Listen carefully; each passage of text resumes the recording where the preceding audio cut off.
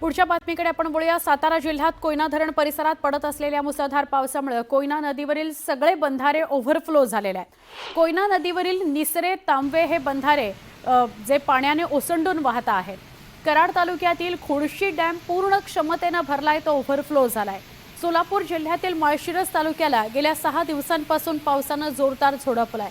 केळी, डाळिंब, शेवगा, पेरू, उन्हाळी बाजरी अशा अनेक पिकांचं मोठ्या प्रमाणात नुकसानही झालेलं आहे। सोलापूर शहरातही पावसाची संततधार कायम आहे। अरबी समुद्रात तयार झालेल्या कमी दाबाच्या पट्ट्यामुळे जिल्ह्यात अनेक ठिकाणी मुसळधार पाऊस पडतोय।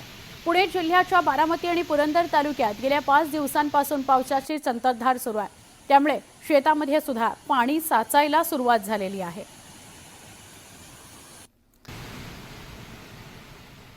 जळगाव जिल्ह्याला मुसळधार पावसाने झोडपून काढलाय।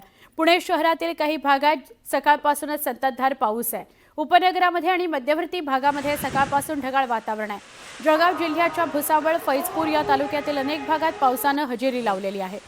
जळगाव, पुणे, भुसावळ, मावळ इथली ही दृश्य आपण एकाच वेळेला बघतो आहोत। मावळामध्ये सुद्धा मान्सूनपूर्व पावसाने हजेरी लावली आहे। या संततधार पावसामुळे शेतीच्या कामाला वेग आलाय। इंद्रायणी भाताचा आगार असलेल्या मावळामध्ये शेतकरी वर्गात आनंदाचं वातावरण आहे।